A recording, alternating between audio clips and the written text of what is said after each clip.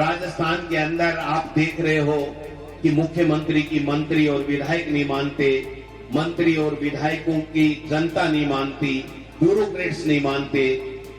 पता ही नहीं कौन सरकार चला रहा है, कहां से चल रही है, इस सरकार की टांग कहां है, पूंछ कहां है, हाथ कहां है, किसी को कुछ पता नहीं है। कोई इस्तीफा जेब में लिए घूम रहा है, 1.5 महीने से इस्तीफा तेर रहा है। कल तो एक वाकया जोरदार हो गया, जिसको 5 साल की, जिन नेताजी को 5 साल की उम्मीद थी कि राज्यसभा के माध्यम से या लोकसभा के माध्यम से मुझे 5 साल मिलेंगे, वो 5 साल भी नहीं मिले राहुल जी। 2 साल मांगे, 2 साल भी नहीं मिले। और अब तो गैर हाजिरी लगा करके प्रताड़ित करने का काम और किया जा रहा है। अब वो राठौड़ साहब की हाजिरी ले रहे थे कि बैठा क्यों नहीं, चला क्यों गया।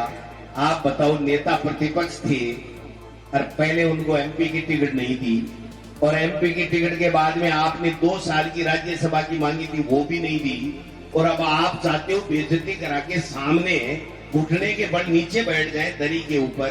राजेंद्र जी राठौड़ कोई छोटा नेता है कि 7 बार जीता हुआ व्यक्ति और नेता प्रतिपक्ष रहा हुआ तत्काल अभी।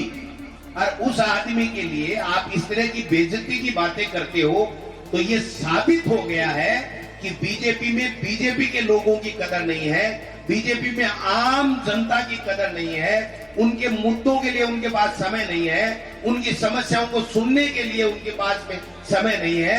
ये कुछ भी नहीं करने वाले हैं। राजस्थान कांग्रेस के प्रदेश अध्यक्ष गोविंद सिंह डोटासरा जी जब से कांग्रेस की सरकार गई है तब से उछल कूद कर रहे हैं। ये वो दिन भूल गए जब मुख्यमंत्री जी ने, तत्कालीन मुख्यमंत्री अशोक गहलोत जी ने प्रदेश के सम्मानित शिक्षकों से पूछा कि तबादलों में, शिक्षा विभाग में नोट तो नहीं चल रहे, तो सबने एक स्वर में कहा जोर से चल रहे हैं। यानी गोविंद सिंह डोटासरा जी को इनडायरेक्ट में भ्रष्ट कहा।